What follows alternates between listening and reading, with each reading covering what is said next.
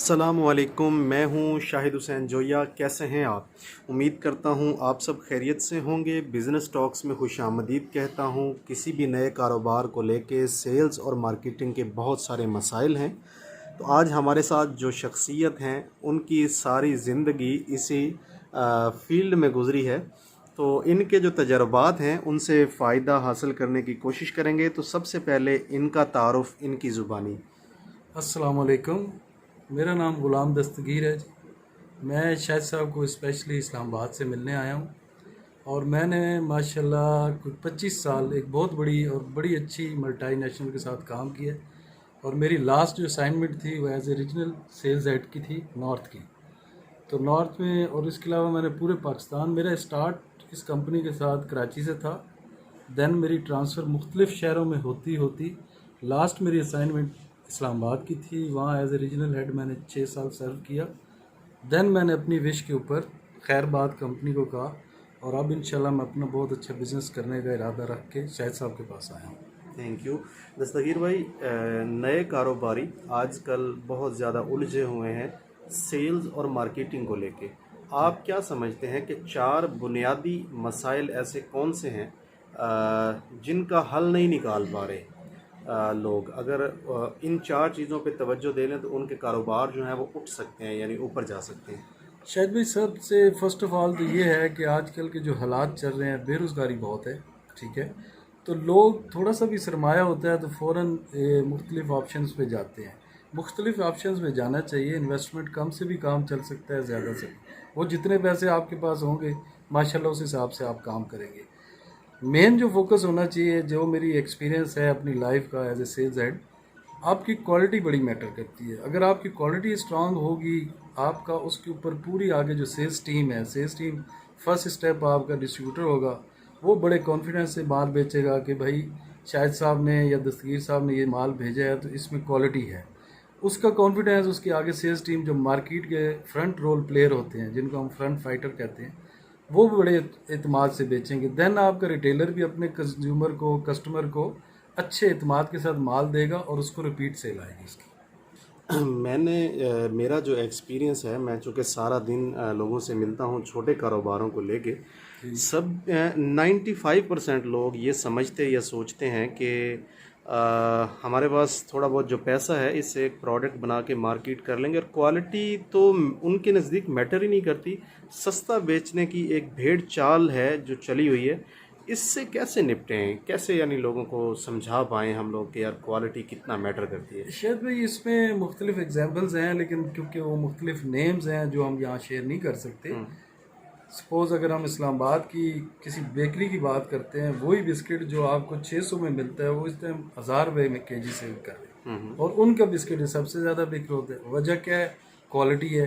क्योंकि अगर आप इजी करेंगे शुरू में तो आपको फर्स्ट टाइम रिस्पांस आ जाएगा, आपकी सेल भी हो जाएगी 100 कार्टन 50 कार्टन। लेकिन अगर रिपीट सेल नहीं आएगी तो आप बहुत बड़ा अपना लॉस करेंगे। आपने मशीनरी पे इन्वेस्टमेंट की होगी, रॉ मटेरियल पे इन्वेस्टमेंट की होगी, तो जब तक आपको रिपीट सेल नहीं आएगी। और रिपीट सेल का जो मेरे एक्सपीरियंस है या जो मैंने अपनी लाइफ में सीखा है, वो आपकी क्वालिटी बेहतर होनी चाहिए। प्राइस चाहे आपकी 1 रुपया 2 रुपये ज़्यादा होगी, लेकिन लोग पे करने को अभी भी तैयार हैं। क्वालिटी भी लोग कंप्रोमाइज़ नहीं करते। ऐसा ही है। हमारे एक बड़े प्यारे दोस्त हैं रेहान अल्लाह वाला, उन्होंने एक पोस्ट लगाई हुई थी, मिनवन तो मुझे याद नहीं है, उनका लुबे लुबाब ये था कि क्वालिटी अपने आप में एक मुकम्मल प्रोजेक्ट है। बिल्कुल ऐसे है। तो अगर हम इस पे कंप्रोमाइज़ करते हैं तो फिर ये समझें कि आपका बिजनेस चलने से पहले ही घुटनों पे ही दम तोड़ वो जाता तो है। तोड़ देगा। वो तो आपको एक दफ़ा देखे ना, फर्स्ट टाइम आप अपनी पीआर पे, अपने रिलेशन पे स्टॉक भेज देंगे, लोग रख भी लेंगे। अब जैसे मैंने आपसे शेयर किया है कि इस टाइम मैं 115 डिस्ट्रीब्यूटरों को जो भेजूं वो रखेंगे। ऐसे ही है। लेकिन अगर उसमें मेरी प्रोडक्ट में जान नहीं होगी तो वो मेरे लिए उनके साथ मेरी रिलेशन वैसे ही ख़त्म हो जाएगी। रिलेशन भी ख़त्म हो जाएगा और ये एक ही मर्तबा होगा, दूसरी वन मर्तबा टाइम ऐसे होगा, one time सेकंड टाइम। मैं ये चाहता हूँ कि आप ऐसी क्वालिटी प्रोडक्ट दें जो नेक्स्ट टाइम वो खुद कॉल करके कह रहे हो कि दस्तगीर साहब 100 नहीं अब 200 कार्टन भेजे हैं। बिल्कुल ऐसा ही है। एक तो हो गया ये मेन इशू जो मैं आप भी समझते हैं और मैं भी समझता हूँ कि सबसे पहले जी जी, क्वालिटी जो है ना, इस पे लोग कंप्रोमाइज़ करते हैं जिसकी वजह से उनके प्रोडक्ट्स मार्केट में फिट बिल्कुल जाते ऐसे। हैं। तो सेकंड,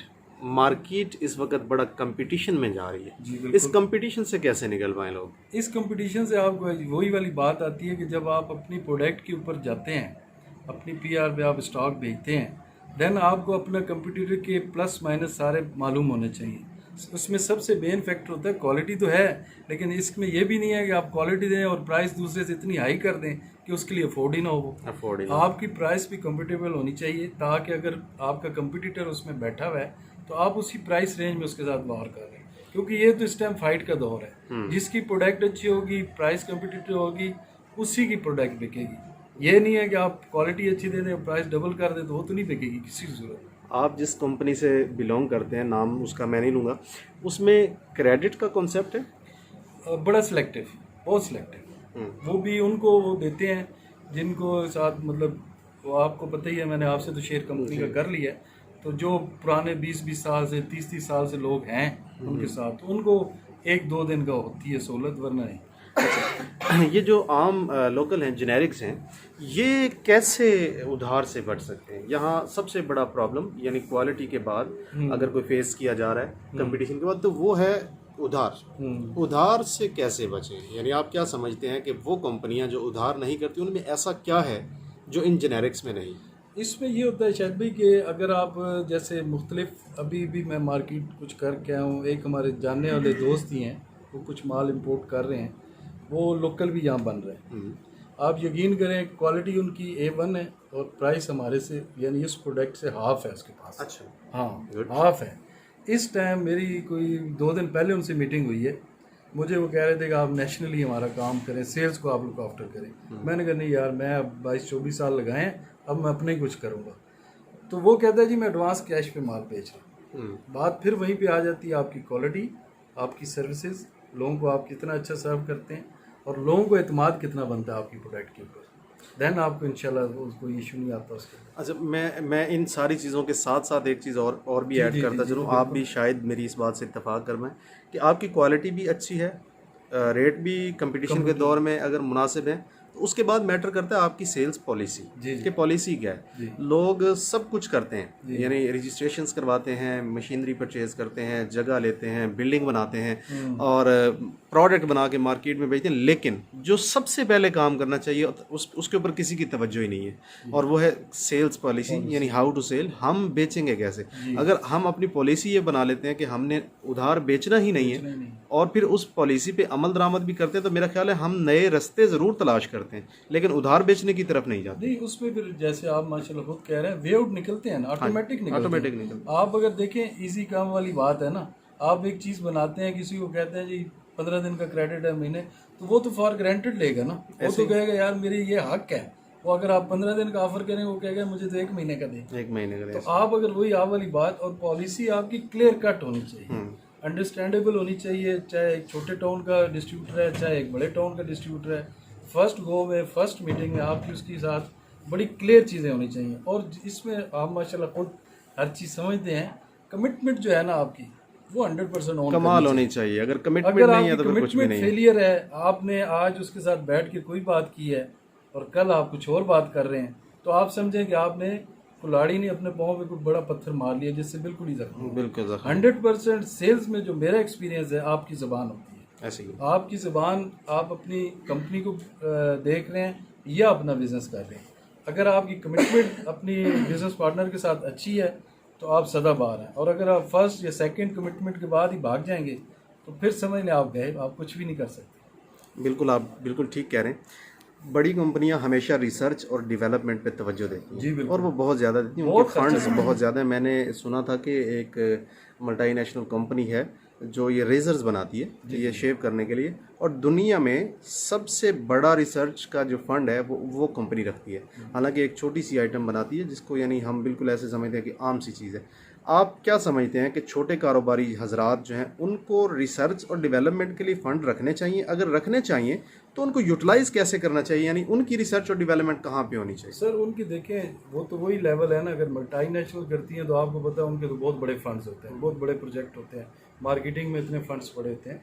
कोई बात नहीं, हौसला बंदे को नहीं आना चाहिए, छोटे से कर रहे हैं, छोटा फंड रखे, अपनी मार्केट को जिस एरिया में वो काम करना चाह रहा है वहाँ की अपनी पूरी उसके पास नॉलेज होनी चाहिए कि मेरा यहाँ पे कौन सा कंपटीटर है। और आपको ज़रूरी नहीं है कि आप मीडिया पे, टीवी पे आएँ, जैसे आपकी 2-3 वीडियो मैंने देखी है। हाँ, आप अपना पीओएस इस्तेमाल कर सकते हैं, ब्रोशर इस्तेमाल कर सकते हैं, बंटिंग से जा सकते हैं, ऐसे। छोटे लेवल से कर लेना। कोई ज़रूरी नहीं है कि एक वक्त आता है, मुख्तलिफ कंपनीज हैं, अब आपके पास भी टाइम शार्ट है, काफ़ी दोस्त बैठे हुए हैं, स्टोरी आपको सारों की पता है, नाम अब क्योंकि मुनासिब नहीं लगता, ऐसे। 5-6 कंपनियों को तो आप और मैं 1 मिनट में लगा लेंगे कि ऐसे। किस तरह शुरू हुए थे एक छोटी सी दुकान से, बिल्कुल और ऐसे। आज माशाल्लाह वो मल्टीनेशनल को भी उन्होंने टफ टाइम दिया है। बिल्कुल tough हमारी time। नेशनल कंपनी है बिल्कुल और ऐसे। मैं खुश होता हूँ, मैं उनको देखता हूँ तो मैं खुश होता हूँ। और मैं जो अब जॉब छोड़ के ये इस तरफ आया हूँ कि मैं अपना बिजनेस करूँ, तो मेरे जहन में यही चीज़ है कि यार हमने अगर 22 साल 24 साल एक अच्छी कंपनी के साथ लगाए हैं, उस कंपनी ने शायद भाई हमें बड़ा सिखाया है, बहुत हमारे पे खर्चा किया है, बाहर कोर्स करवाए हैं, लोकल करवाए हैं, तो वो जो हमने सीखा है ना, वो कम से कम हम आगे को पास ऑन करके जाए। वरना तो इजी लाइफ तो है, अल्हम्दुलिल्लाह सारा कुछ है, एंजॉय करें अपनी लाइफ को। मकसद ये है कि लोगों को कुछ फ़ायदा हो। मेहरबानी। वीडियो काफ़ी लेंथी होती जा रही है, तो इसको यहीं पे शॉर्ट करते हैं। तो मैं पूछना चाहूँगा कि क्या आप अपना टेलीफोन नंबर यहाँ पे देना मुनासिब समझेंगे? जी शायद भाई, ज़रूर इंशाल्लाह। कोई भी साथी जो मेरे पास एक्सपीरियंस है, नॉलेज है, मैं तो उसको सदका जारिया समझता हूँ। किसी की अगर हेल्प हो सकती है तो मैं अपना नंबर बता देता जी हूँ। शेयर कीजिएगा प्लीज। मेरा नंबर है जी 0300-854-9381। Thank you. बहुत अल्लाह शुक्रिया आपको शायद खुश भाई। रखे जी। इन दुआओं के साथ मुझे इजाज़त दीजिए। वस्सलाम। पाकिस्तान जिंदाबाद। जिंदाबाद।